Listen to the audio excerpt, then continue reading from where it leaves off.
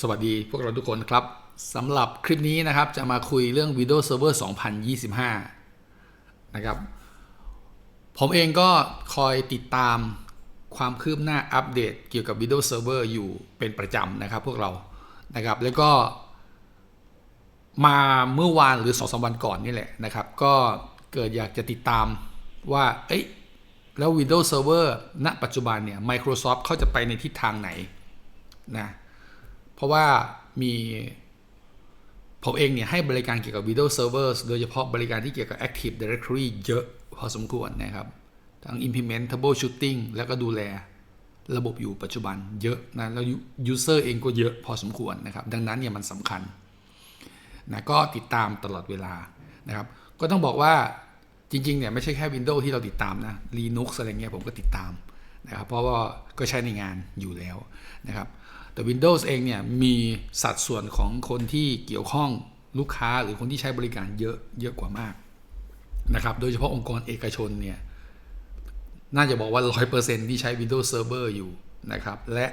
ใช้บริการ Domain Controller หรือบริการ Active Directory Service ที่พวกเราใช้นั่นแหละนะครับดังนั้นพี่รักถึงบอกว่าไอ้ Windows Server เนี่ยก็ต้องบอกนะว่ามันเป็นความรู้ที่มีความสำคัญจำเป็นต้องได้เข้าใจและการรู้ Windows Server เนี่ยมันไม่ใช่การรู้แบบงูปลาหรือผิวเผินคุณจะต้องรู้และเข้าใจแบบเข้าใจจริงๆไม่ใช่เข้าใจแค่เซอร์วิสนั้นๆแล้วเซตอัพ next นั่นคือมันคือเซตอัพมันคือสกิลที่เป็นสกิลธรรมดามากแต่คนที่เข้าใจคำว่าเข้าใจในที่นี้ก็จะเข้าใจว่ามันมีฟีเจอร์อะไรบ้าง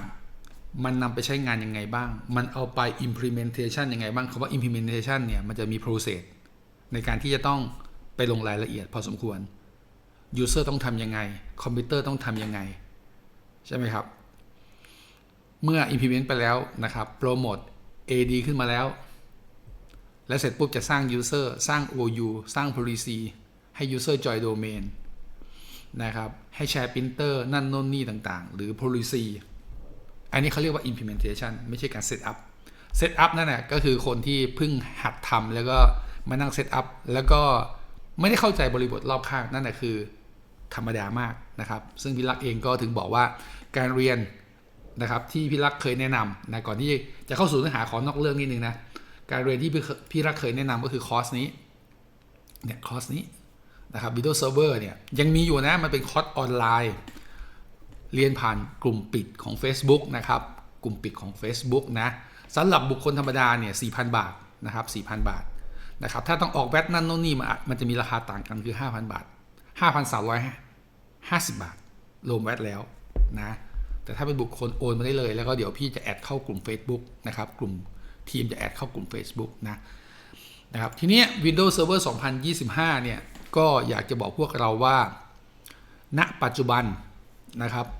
Microsoft มีการนะครับ Microsoft มีการให้ evaluate แล้วปกติ Microsoft จะมีสเต็ปนะในการที่จะ launch product ใหม่ๆนะครับจากที่ผมไปอ่านดูนะครับณปัจจุบันยังเป็นเวอร์ชันที่เขาขายกันอยู่อันนี้ต้องบอกพวกเราก่อนเดี๋ยวไม่ได้ไม่ตกใจการขายไลเซนส์ Windows Server ในปัจจุบันนะครับยัง deliver เวอร์ชันที่เป็น Windows Server 2022 อยู่นะพวกเราไม่ต้องตกใจแต่คลิปนี้เองเนี่ยพี่รักเอามาอธิบายให้พวกเราเห็นเทรนด์เห็นแนวทางก่อนว่าไอ้ Windows Server 2022 เนี่ยยังคงเป็น Product ที่พวกเราซื้อแล้วจะได้เวอร์ชันนี้อยู่เวอร์ชัน 2022 อยู่นะครับแล้วก็ Windows เวอร์ชันใหม่ที่กำลังจะมาแต่ยังไม่ลอนช์ออกมาขายอย่างเป็นทางการก็คือ 2025 นะครับซึ่งออกมาแน่นะตอนแรกผมก็เข้าใจว่ามันน่าจะเป็น Windows Server 2024 หรือเปล่าแต่ Microsoft เนี่ยเขาบอกว่า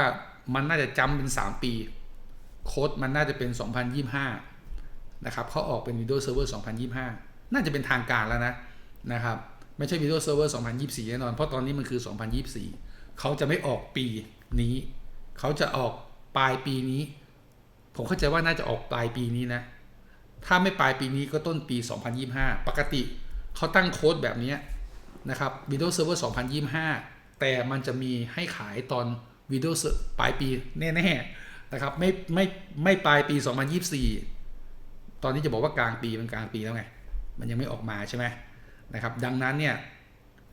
อาจจะเห็นตอนเดือนตุลาคมเป็นต้นไปนะน่าจะลอนช์นะครับแต่อย่างที่บอกว่าพวกเราซื้ออย่าตกใจว่าเอ๊ะทำไมยังเป็นเวอร์ชัน Windows Server 2022 อยู่ current ขาย current นะ Ryzen ยังขายแบบนี้อยู่นะครับโอเคนะกลับมานะครับ เดี๋ยวผมจะอธิบายให้ฟังว่า Windows Server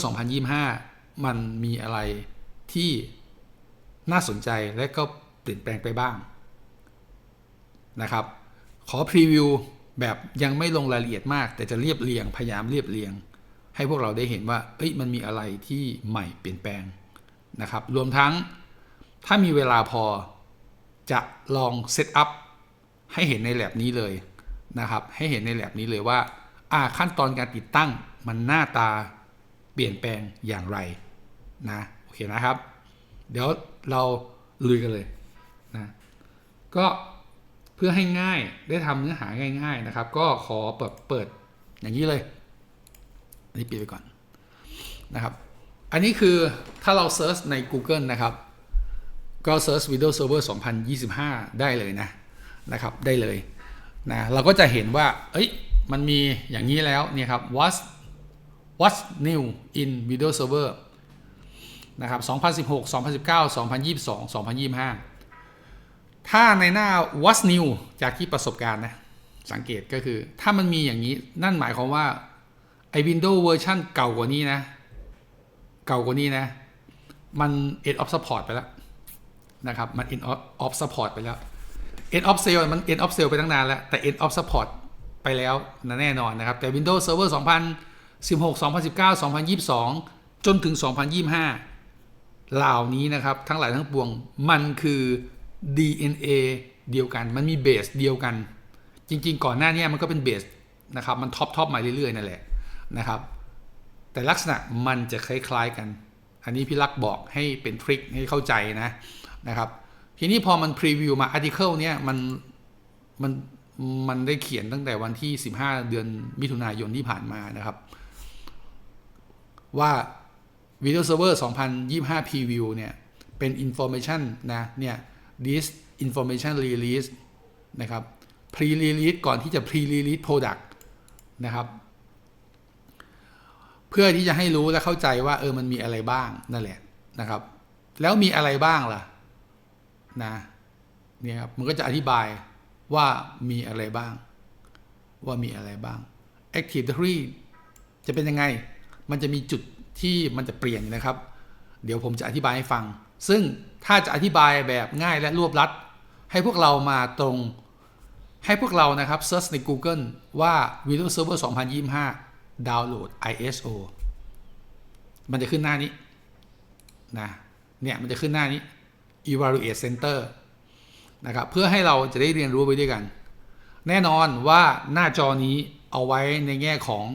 นี่ครับ Overview Get Start for Free เห็นไหมครับ Description มีมาหมดนะครับดังนั้น Overview ก็คือข้อแรกเราสามารถดาวน์โหลด ISO สำหรับเวอร์ชันทดลองไปติดตั้งใช้งานได้นะครับก็คือข้างล่างคุณจะดาวน์โหลดเป็น Virtual Hard Disk ก็ได้ก็เอาไปเปิดใน Hyper-V นะครับหรือคุณจะดาวน์โหลดแบบ ISO ไฟล์ก็ได้มันอยู่ประมาณ10 กิกกว่านะครับ10 กิกกว่านะครับหรือคุณจะทดลองบน Azure ก็ได้อันนี้ก็แล้วแต่สไตล์ที่คุณต้องการนะครับคำอธิบายก็คือแน่นอนว่า Windows Server 2025 ออกมาเนี่ยนะครับสิ่งที่ผมเจอนั่นก็คือเขาบอกว่ามันมี some key improvement เขาจะมุ่งเน้นอยู่4ด้านที่1ก็คือเรื่องของ Hybrid เครื่องไม้เครื่องมือที่จะรองรับการเชื่อมต่อ Windows Server ที่เป็น On-Prem กับ On-Cloud ก็คือ On-Cloud คือ Azure ใช่ไหมครับมันก็จะมี tool ที่ชื่อว่านี่แหละ Azure Arc เนี่ย Azure Arc เนี่ยมันจะเรียกว่าอะไรก็แล้วแต่นะมันอ่านว่า Azure ARC เหรอAzure Arc แล้วกันนะครับก็คือมันจะทำการ connect Active Directory ข้างล่างและซิงค์ข้างบนหมายความว่าจริงๆเดิมทีนะเราก็ทำการซิงค์ Active Directory ข้างล่างขึ้นไปข้างบนได้อยู่แล้วเพื่อที่จะ migration สู่ cloud ไง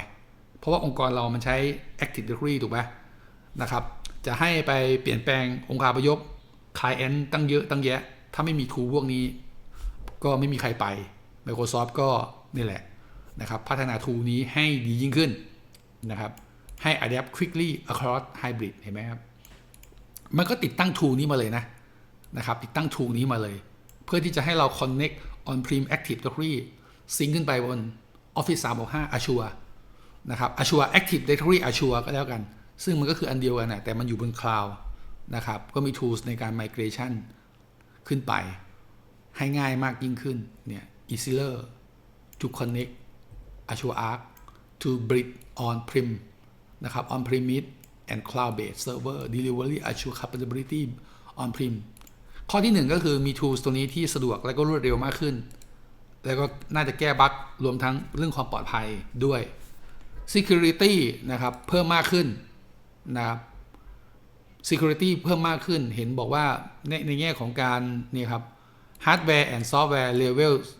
security defers cyber attack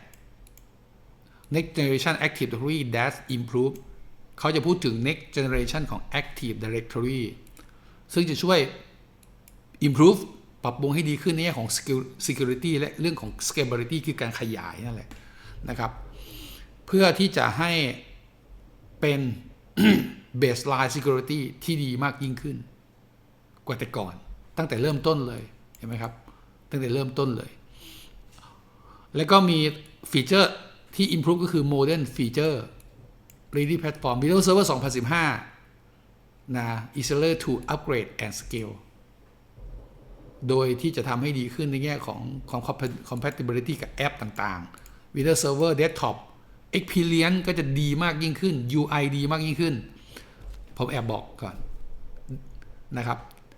อย่างที่เป็นลักบอกว่ามันก็คือเบสเดียวกันกับ Windows 11 Windows Server 2022 ดังนั้น Windows Server 2025 มันจะหน้าตาคล้ายกับ Windows 11 แต่เป็น Windows Server 2025 จริงๆ Windows 11 มันก็คือ Windows Server 2025 แต่ถูกฟีเจอร์แต่ทำฟีเจอร์ให้เหมาะสำหรับกับ Endpoint กับ Desktop กับ Tablet พวกเราเข้าใจใช่ไหมนั่นแหละแต่พอเป็น Windows Server มันก็ยังคงมีฟีเจอร์ของ Windows Server แต่มันอาจจะไม่ได้แง่ของการมามี Compact Driver สำหรับอะไรสำหรับ Desktop อย่างเงี้ยมันอาจจะไม่ได้เหมือนกันออกแบบมาต่างกัน Windows Server ก็ย่อมแข็งแกร่ง Reliability สูงกว่านะครับแต่ในขณะเดียวกัน Windows ที่เป็นพวก Desktop Windows 11 ต่างๆมันก็เน้นการใช้งานง่าย Plug and Play แล้วก็มีฟีเจอร์ที่มันทำให้ User เองเนี่ยใช้งานได้สะดวกง่ายกว่าอะไรไม่จำเป็นมันก็ตัดออก performance นะครับเขาบอกว่า faster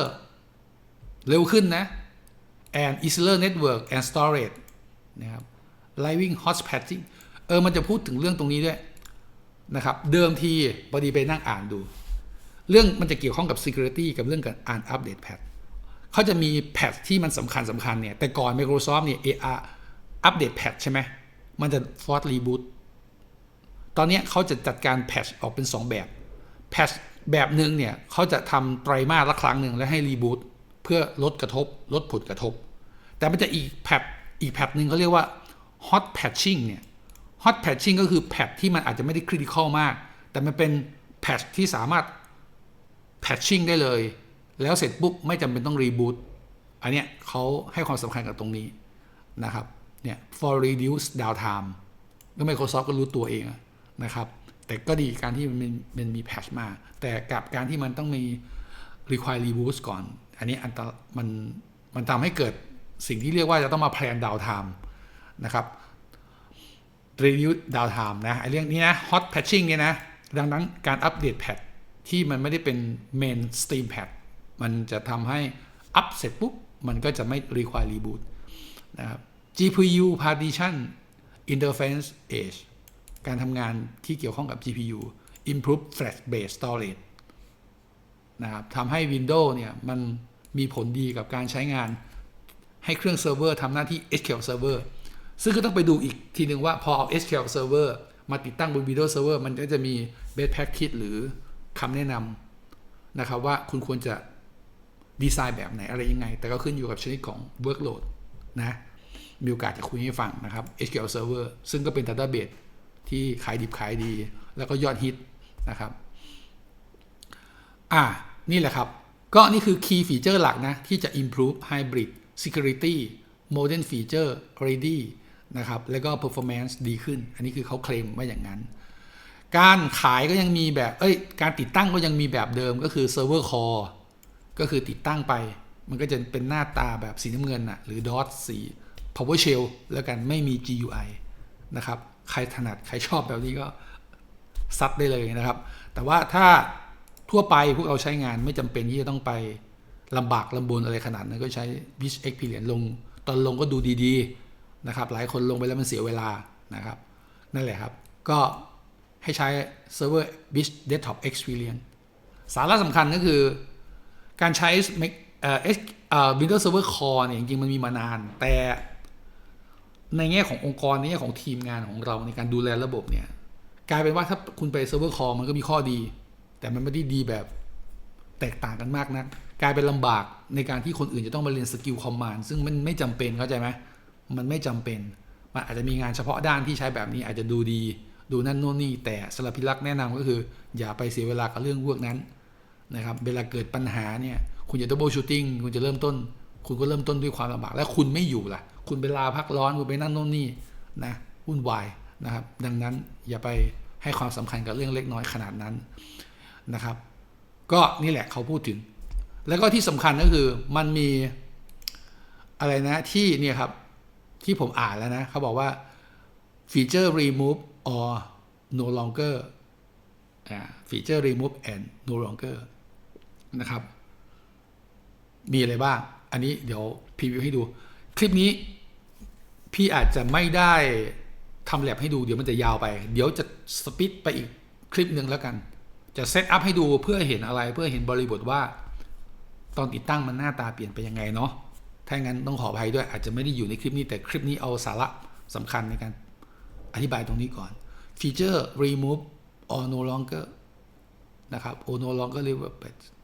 ที่จะไม่มีแล้ว Windows Server 2022 มีอะไร16 19 16มีอะไร25จะไม่มีได้แก่เลื่อนลงมานี่ครับ IIS 6 Management Console ที่เป็น Legacy Management Legacy Management ก็คือไอ้ tool ของMMC ที่มันเก่าแก่เขาจะไม่มีละที่มัน compatible ตั้งแต่ IIS 6 ขึ้นมาน่ะ tool นี้จะไม่มีเดิมที่ 2019 มันยังมีนะครับคอนโซลเนี้ยจะถูก remove ออกไปเลยนะครับConsole has been removed after being no longer developed in Windows Server 2019 นะ อันนี้ยังจริงๆอย่างผมยังเห็นอยู่นะแต่ว่าใน 2025 ไม่มีนะจริงๆ 2019 2020 ก็ไม่ได้สังเกตนะแต่ IS 6 Legacy เนี่ยจะไม่มีแล้วจำแค่นี้ไม่มีนะครับ WordPad จะไม่มีแล้วนะครับพวกเรารู้จัก WordPad ใช่ไหมทุกวันนี้มันเปลี่ยนชื่อเป็นอะไรมันไม่มี WordPad นะ Windows 11 เนี่ยWindows 11 มี WordPad นะเนี่ยฮะ WordPad คือไอ้เจ้านี้เนี่ย WordPad คือตัวนี้นะครับมันไม่มี WordPad จะถูกเอาออกไปนะครับ recommend Microsoft Word for rich text document ก็แน่นอนว่าจะให้ไปใช้อันนี้เลยนะหรือ Notepad นะWindows Notepad for Notepad ก็คือตัวนี้ Notepad คือตัวนี้เนี่ย Notepad คือตัวนี้ก็ยังน่าจะมีอยู่แต่ WordPad เขาจะเอาทิ้งไป SMTP Server ไม่มีแล้ว SMTP Server Feature จะถูกเอาออกไปเลยนะครับ There are no replacement within operating system เนี่ยไม่ได้มีอะไรมาแทนนะแต่ว่าเอาออกไปเลยก็ดีเหมือนกันนะครับปกติ SMTP Server เนี่ยมันมีมานานแล้วก็ใช้ในการส่งเมลอะไรต่างๆได้แต่ปัจจุบันเนี่ยมันเปลี่ยนไปการใช้เมลมันเปลี่ยนไป ถ้าคุณจะใช้ SMTP Server องค์กรที่มีแบบนั้นจะเป็น Microsoft Exchange Server นะครับ Microsoft Exchange Server PowerShell 2.0 ถูก remove ออกไปนะครับถูก remove ออกไป Migrate to PowerShell 5.0 บวกนะครับอันนี้คือฟีเจอร์ที่ไม่มีแล้วไม่ใช่โรนะมันเป็นฟีเจอร์นะครับฝั่ง Developer Computer Browser NTML Remote เนี่ยครับ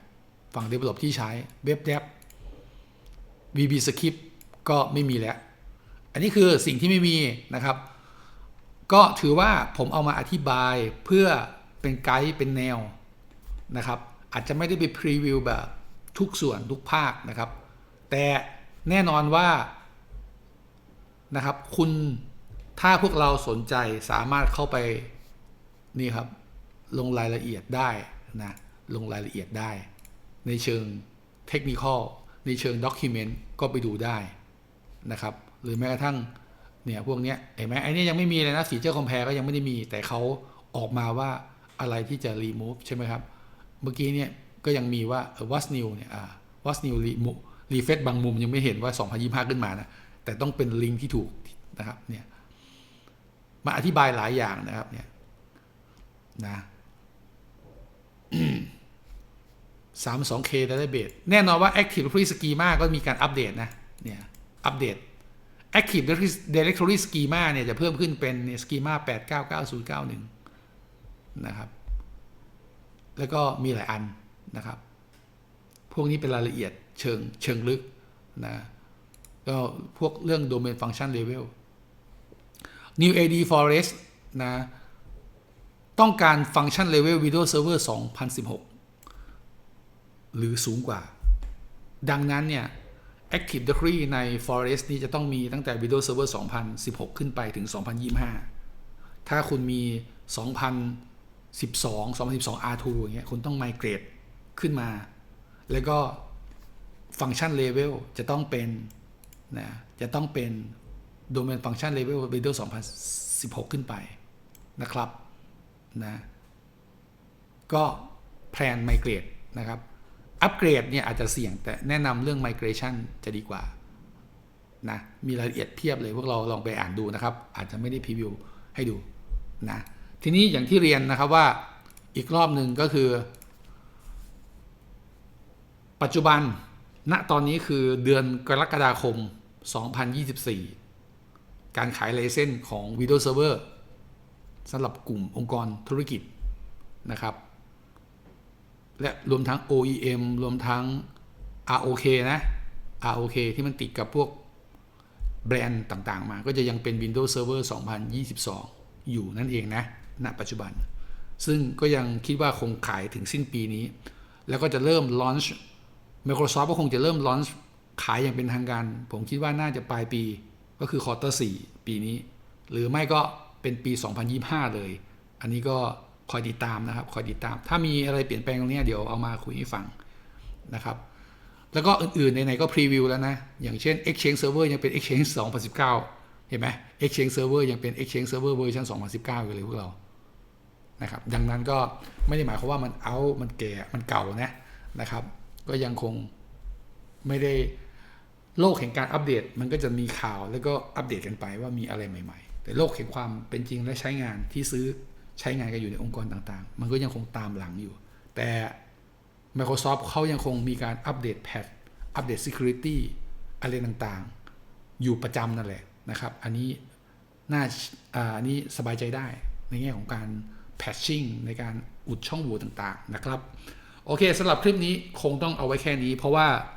ถ้าสมมุติพี่พรีวิวเป็นแลบให้ฟังมันจะยาวเดี๋ยวทำคลิปอีกคลิปหนึ่งดีกว่าแล้วก็มาเซตอัพให้ดูว่าแล้วหน้าตาของ Windows 2025 มันเป็นอย่างไรดีกว่านะครับเจอกันในคลิปหน้านะครับยังไงท่านไหนก็ตามที่เข้ามาช่อง Tech Adopt ครั้งแรกนะครับผมขอเชิญชวนให้กด subscribe ช่อง Tech Adopt นะครับแล้วก็กดกระดิ่งไว้แจ้งเตือนมีเนื้อหาดีๆแบบนี้ทั้งเรื่องการทำแลบนั่นโน่นนี่เอามาคุณจะได้อัปเดตความรู้ไปด้วยแล้วก็แชร์ให้คนอื่นด้วยก็ยิ่งจะดีครับก็เหมือนกับเป็นสังคมการเรียนรู้เนาะแล้วก็ที่สำคัญถ้าใครถูกใจคลิปนี้ นอกจากกดไลค์แล้วสามารถกด thanks ก็คือสนับสนุนช่อง Tech Adopt ผ่านทาง thanks ได้นะครับหรือไม่ก็คืออีกวิธีหนึ่งก็คือโอ้โหขอบคุณมากครับพี่ผมเห็นด้วยกับพี่ครับผมขอร่วมอุดมการณ์ด้วยครับไปกด join membership ได้เลยนะครับมี3 level พวกเราสามารถไปกดได้เลยเจอกันในคลิปหน้าครับสวัสดีครับ